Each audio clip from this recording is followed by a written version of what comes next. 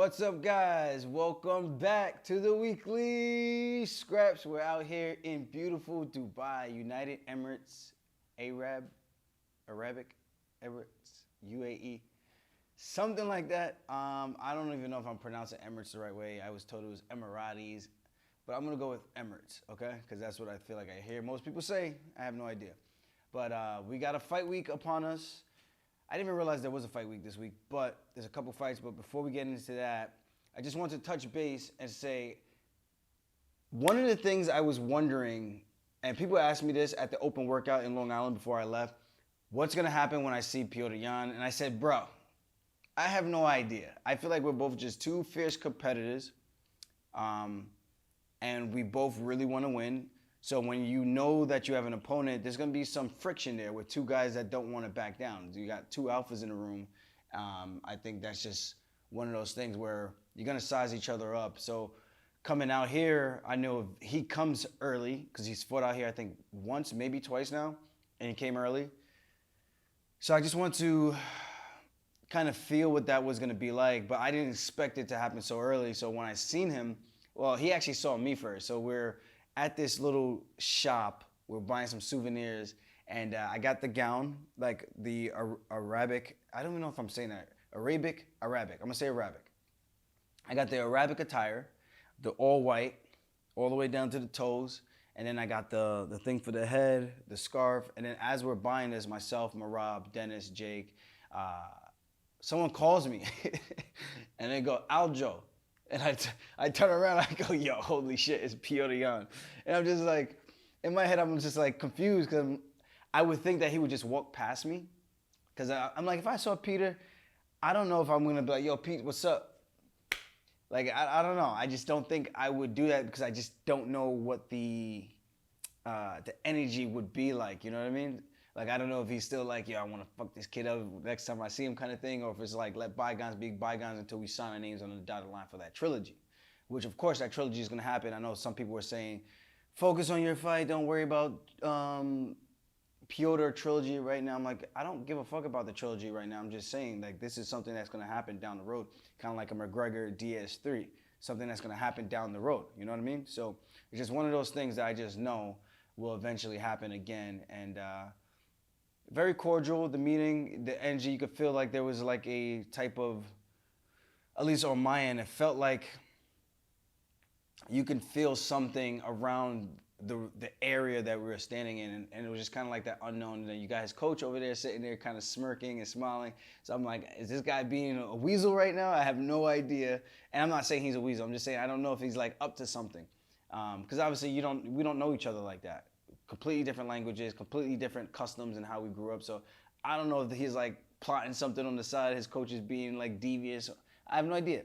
But they were all cool, super cordial, respectful, humble. And I think that just goes to show you, like, once the fight's over, the fight's over. Like, it could be animosity, but I don't think no lines were crossed when we fought each other both times in terms of family, religions, or even friends or anything like that. I think it's all been about just wanting to be the better person, and we all know who that was.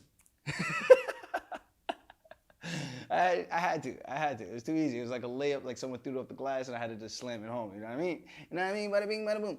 Some people are going to say Yan 2-0. Some people are saying Sterling 2-0. Someone actually commented, this is the weirdest trilogy where half the fans think Sterling is 2-0 and half the fans think Petr is 2-0. It's actually pretty funny, but the record books speak for itself, you know? So I think that's why we do have to have a trilogy, because that first fight was super weird. I made it weird because of what I did beforehand, but it is what it is. I'm not going to keep talking about that again. But again, that was a different side of Petr outside of, you know, the cameras and fight week and the lead up to the fight kind of thing. So it was cool. I think we would be, it pains me to even say it, I think we would probably be friends in a different life, you know? If we were both in a different space, I think we'd both kind of have like a similar sense of humor. His is more dry. Mine is more like, I guess, goofy. You know, I could be a little bit of a clown, and, you know, kind of fitting, I guess, for this moment, because they called me a clown, but I am kind of a clown outside of fighting. Yeah, but it is what it is. So Good luck to Piotr and his team against Sean O'Malley. I don't know. I think O'Malley's here already too. I think he's down in Dubai, Abu Dhabi. And I will say it's very important to get here and get acclimated. You don't want to come here after a long flight like that, because I'm just telling you from experience, my travel was really, really tough. I slept for maybe an hour on the plane, and usually I went to Australia, guys, straight flight, and I knocked out the entire way, just about. Maybe, I want to say at least 75% of that trip I was sleeping. Quinto was telling me, he's like, dude, he was like, you should be like studied, because what you were able to do on this flight is unreal. I've never seen anything like it. And that's just, I'm just saying, when I can fall asleep anywhere. I grew up like that. I can fall asleep on the floor, just get comfortable, get a little shirt, tuck it under my head, and I'm out. You know, it doesn't take me much. You know, now, obviously, I don't live like that anymore. But being on that flight, I thought I was gonna sleep for like more than half the trip. I did not. I ended up watching like 4 movies. But the whole first class experience on United Emirates was super cool. So if you guys haven't done it before, it wasn't first class, it was actually business class. They had the lounge in the back, food, 3-course meal kind of thing, which was pretty cool. I won't lie, I had the glass of champagne to welcome you on the flight. I definitely had that. I had a Hennessy, and I had that neat, so no extra sugars and stuff. I thought it was gonna help put me to sleep. And I had a mojito, I drank like half of it, and I kind of left the rest because it wasn't what I thought it was gonna be. And a bunch of water, so I was going to the bathroom nonstop. But got here, long 13-hour flight. We get to the hotel. The hotel's super nice. Had a little bit of an issue checking in. They told us we could get there early, but then we go up to the room, we knock on the room, ring the bell, and we heard a voice. Somebody comes out, looks like they're half asleep in their shorts, no shirt on. I'm just like, yeah, they told us we could come drop off our stuff, but clearly there's somebody still here. And so we went, hopped around, drove around and whatnot.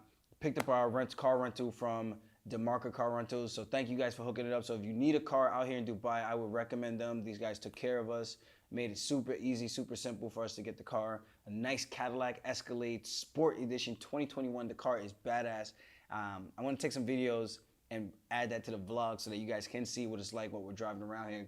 I just want to give you guys, the fans, and all the viewers, an experience of what it's like to come to Dubai. In case you may never ever get to experience it, or if it's one of the places on your bucket list, you can see some of the things that we're doing that you're like, I definitely want to go check that out and do that. I would definitely recommend JBR. I think Jamaya. I don't know if I'm pronouncing it right. This beach is really, really nice. I went walking around and a whole bunch of things like that. So then we had our first training session yesterday, which was Monday. Today's Tuesday. We went to Strong Gym HQ. Really nice place. Dr. Munther, who's a dentist out here in Dubai. Super highly recommended dentist. Like, go check his stuff out. Check out his work. Him and his brother, Khaled, recommended this gym. They took us over there, set everything up. Really nice place. 2 different locations. So one gym was on this side, mostly like lifting, strength and conditioning. And then the other side was like the MMA stuff, the cage, the mats. And then the other side had like a mini cafe as well. So it was cool. The only thing I said that was a little weird was the parking, because you had to like park across the street and then walk into like this plaza thing. I guess it's not that weird, but in the sense of the parking, I'm just wondering like, how does everyone fit, because there's a bunch of businesses around the area. So that makes things a little bit tough. That was a little confusing at first, but we figured it out. Got a good workout in there. We worked out for 80 minutes straight, guys. 80 freaking minutes. And the energy levels are still pretty good. When I got off the plane, I was 162.2 pounds. Mostly bloat, water retention from the flight. And the next day, I woke up 157.6 pounds. And then after that workout of 80 minutes, so we did about an hour, no. We did about 40, about 40 minutes of grappling, drilling, some situational stuff like looks, not live. And then we did another 40 minutes of like sparring, moving around. And it was like a flow spar, but kind of like at a higher intensity, just to keep the sweat going. Had the guys giving me certain looks between Marab and Dennis. Really good stuff that they were doing, showing me, so I could get the repetitions and see these moves over and over and over, and trying to figure out how I want to react, what are my openings, and when I'm in there and I'm staring across the cage against TJ Dillishaw, what I want to do to this man. it's gonna be something violent, I think, and I can already see it happening. So I'm super pumped for this fight. But after that workout, I weighed out 150.5 pounds, guys, from 176 in the morning, 157.6 in the morning, down to 150.5. So we went to the mall, got some food, got some pasta. I was like, time to re-up, pasta and meatballs, and that was the only thing I ate that night. I had the chocolate bar too, white chocolate. I was like, dude, I'm gonna treat myself. So this morning I woke up 152 pounds, 152.2, put some fluids back in me, had some eggs, and haven't worked out yet. We're about to head over to a workout right now. TK MMA Gym is one that was also recommended. Message those guys on IG. Very hospitable. Can't wait to go check those guys out. And then the next day we got 10th Planet Dubai. So I'm gonna check them out on Wednesday. And today's TK Gym. They got like a pool. They got sauna. They have everything there. So I'm excited to go check this place out and just kind of relax later. And then Dr. Munter also, this guy's the man. This dentist, this guy is like, he's that dude. He recommended this place called Meat Moot.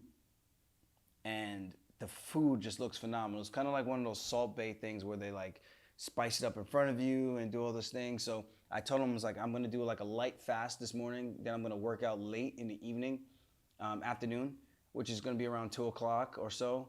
And then by the time we finish, maybe an hour and a half, 2 hours of a workout, just between the like bullshitting and hanging out. And then by the time we get back, maybe we go eat around 5:30 or 6 p.m. Hopefully 5:30, closer to 5 would be nicer so that I'm not starving my body of protein to rebuild it kind of thing. So this whole thing is just scientific when it comes to the weight cut. And obviously I'm not the expert. These guys are the experts from the UFC PI. They tell me what I should do. And some of the knowledge that I know from college when I was back being a physical education teacher and we had to go through these protocols, I still know a little bit of the nutritional stuff myself. So obviously that big gap, I don't want to be starving for too long. You want to try to put something back in your body right away. And that's when the metabolism is technically the fastest. At least this is what I learned. So I want to try to do that as close as possible so I'm not just sitting there starving and having my body eat at itself. And then losing muscle on top of that. I want to have all the advantages that I need to have going into this fight naturally in terms of my muscle strength, endurance, all that. So I'm doing everything the right way so far. This place should be really, really good to check out. I'm excited about it. I'm actually like really excited about it. I'm gonna have to do a good job of monitoring how much I eat and like what I actually eat. It's gonna be mostly lamb and beef steak kind of thing. This way I'm not putting in any like crappy food in my body. And we're in Dubai. They're not eating pork and things like that. So we're good. Now, one of the things I wanted to talk about with this fight card, I think this is UFC Vegas 62. Obviously the main event, Alexa Grasso taking on Viviane Araújo. I'm gonna say Araújo. I think that's more Brazilian Portuguese-esque how they probably would pronounce it.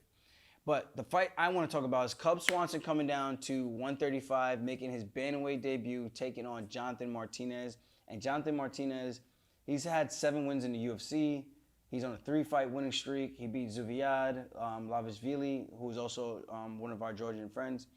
He beat Alejandro Perez by decision and beat Vince Morales by decision. So 3 wins by unanimous decision. And before that, he was on a 2-fight win streak, and then he lost to Davey Grant with the overhand left in the second round. But he would have been on a crazy run right now if it wasn't for that loss to Davey Grant. So that goes to show you how good this kid actually is. He's 28 years old, 5'8". He's training at Factory X. And his reach is 69.5, taking on Killer Cub Swanson. He's 28-12. He's 38 years old. He's 5'8". And I'm a huge Cub Swanson fan. I've been a fan of his since the WEC days. I don't know if I bought it or they sent it to me. I think they sent me one of their shirts. Obviously, I made my own shirt, aljamainsterling.com. Go check it out. Link in the bio, in the description. Go check that out. aljamainsterling.com. Don't go buying some shit from all these other people because they're ripping off my stuff and stealing my logo. And I don't get a PC of any of that, So I like to think I should actually get the rewards from actually working out and fighting, not someone just coming by and just ripping off your shit and just making money off of you. That's kind of weird and messed up. Yeah, so Swanson 38, I got one of the shirts from him. I had the Killer Cubs shirt. Obviously, he trains with TJ Dillishaw, but I'm still a big fan of him. I know he's training with the Snake, but it's all good, man. At the end of the day, my issue is with TJ, not with Cub. So, and again, if Cub wants to train with the cheater, that's on him. That has nothing to do with Cub either. I guess, he's just going to utilize what he needs to utilize to get what he needs to get to be where he wants to be in terms of success, right? So why not train with one of the best guys in the world if you got the opportunity? He's 5'8". His reach is 70 inches. His last win was over Darren Elkins, a TKO finish and wheel kick in the first round. That was a phenomenal fight. Go watch that. And Darren Elkins is one who could take damage. His nickname is The Damage. And Cub Swanson ran through him in the first round, which is really, really unheard of. That was back in December of last year. December of last year. We're in October, so months away. I guess he might have tried a test run to try to get down to 135 and see how his body would do. I always thought he was a 135er. Just thought he was faster than those guys at 145, but just a little small for the weight. But it's going to be nice to have him come down to the weight class. I wish he came down earlier because maybe we could have seen like a Swanson, Frankie Edgar. I think they did fight before, yeah, but that was years ago. That was back in neck crank. He lost via neck crank in round 5. I think something happened with his neck that was really weird. And then he lost to Max Holloway by guillotine. And before that, he was on a 6-fight winning streak at 145. George Roop knockout, Ross Pearson knockout, Charles Oliveira knockout in round 1. He beat Dustin Poirier by decision. This is all at 145. He beat Dennis Seaver round 3, finished him. He beat Jeremy Stevens by decision, then lost to Frankie Edgar and Max Holloway. That goes to show you how Frankie Edgar was just a savage back in the day in his prime. And then obviously with the age, the punishment that he's taken over the years fighting at 155. He won the belt at 155. He's not that much bigger than what he is now. He might have been a little bit thicker because he's obviously not cutting the weight down, not shrinking his muscles, but that just lets you know where he was at back then and how he used to just destroy people. And then he went on a 4-fight win streak after that. Hakron Diaz, Kawajiri, Do Ho Choi, who was this, one of these fighters that people thought was going to come out of nowhere. Well, it kind of came out of nowhere and was just going to dominate the competition. Do Ho Choi is, 14-4. He hasn't fought since his last 3 fights to Charles Jourdain. He had one against Dane Chavez that was canceled. Yeah, that was a really fun guy to watch. And then he beat Armlo Bob by decision. And then he went and lost 4 fights in a row. Ortega, Frankie Edgar, Renato Moicano, Shane Burgos by split. So just overall, just crazy, man. He's had a hell of a resume. One of the most winningest guys out there and has had so many fights. He's a veteran. He's a pioneer of the sport, I think. And even though he's never won the belt, I think he's one of those guys that people always say, who's one of the best guys to never win a belt? And I think Cub Swanson's name has to be thrown in that cap. So I'm looking forward to this one against Jonathan Martinez. This should be a very interesting stylistic fight because Swanson's more explosive, but now he's smaller. He's going to be fighting another guy who's just as fast as him. Martinez uses a lot of kicks, calf kicks. He's a southpaw. Swanson switch stances a lot. He'll throw and drop one hand down, and he'll dip his head and throw these awkward punches over the top, which makes him really fun to watch. He just goes for it. This is a much-watched fight, I think, co-main event. I'm not sure which way this one is going to go because Martinez, he fights smart. He stays on the safe side, not taking too many risks, and just looks for his opening, and when it comes, he'll go for it. But for the most part, he's very technical, very disciplined, and it's going to be interesting to see what his approach will be against a guy who's a little bit more unpredictable with the type of strikes he will do. Cub Swanson will go out there and do a handstand head kick kind of thing, or cartwheel kick, whatever you want to call it, but it would be off the handstand, So this should be a fun fight. I'm excited for this one, and I can't wait to watch that one this weekend. And the next one I want to talk about is Askarov taking on Brandon Royval. Now, Askarov hasn't fought since he lost to Kai Kara-France back in March 26th of this year. So this would be a huge win for him to get back into the win column if he could take out a guy like Brandon Royval. Royval, 30 years old. How old is Askar? Askar is 30 years old as well. 5'6", 67-inch reach. Royval, 5'9", 70.5-inch reach. But the reach only matters what you do with it. Like Chael Sonnen said, no one ever walks around society with these long-ass arms. What he say? He said anyone who walks around with long arms in society, you just look silly, kind of thing. He said he's never seen someone have a reach advantage and actually have an advantage in a fist fight. And I think that's actually pretty funny and pretty spot on. But I think we might see that with this, maybe. But I just found it funny when Chael said that. Chael says a lot of funny shit, even if it's controversial, it doesn't make any sense. But he's on a 2-fight winning streak. For him to take out Askarov puts him right back into that title contention picture. Because before, if he had beat Brandon Moreno, he would have gotten the title shot, but he injured his shoulder in the first round and then got lost by ground and pound to Brandon Moreno. And that gave him the short notice opportunity for Brandon to fight Deiveson Figueiredo after he had a quick finish over Alex Perez, who had a title shot. So goes to show you how this sport is so crazy. The blink of an eye, your career can change for the better or for the worse. Super excited for this one. If you know Brandon Royval, you know he's high energy, high pace, looks for crazy submissions, and he just goes. Like, he'll fight off his back. He's kind of like an Oliveira. I think just a little bit more reckless than Oliveira, at least right now. Oliveira's a little bit more technical with his recklessness, if that makes sense. And even though I don't want to call it reckless because there seems to be a rhyme of reason to the madness of what Oliveira is doing. So no disrespect calling it recklessness. I think it looks reckless because it just looks so chaotic how he's just constantly attacking you and going for it. I think Royval has a similar style, but he finds himself in trouble sometimes in some of these losses where he got rear naked choked by Pantoja. I think it was because of just him getting a little bit ahead of himself, doing some stuff that put him in a bad position where he thought he was going to get out, and him taking these risks. Obviously, he's not training. You could take the risk, you could tap and come back and do it again, and then go get that guy and gas pedal him. But in a fist fight, jiu-jitsu match, whatever, the match is over after it's over. Like, you don't get a redo. So you got to be calculated, and I think that's why you have some of these fights that on paper or in the room would be super competitive, super fun to watch. But then in a fight, it could be a little bit more technical because they both know one mistake can change the entire outcome of the entire fight and probably end the fight where you're going home early. You know, so again, Royval is one of those guys. He goes for these risks. He takes those chances. So you will not be disappointed in this one. I think Askarov is going to try to blanket him. Good takedowns. His striking is like, but he might have developed his striking in that, 8-month period that he was out. So we'll see.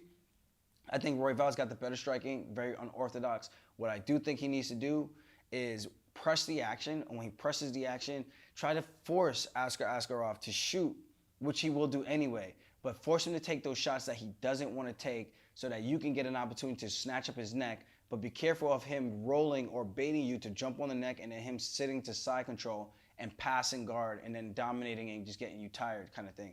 Askarov has many ways to win this fight in terms of his grappling.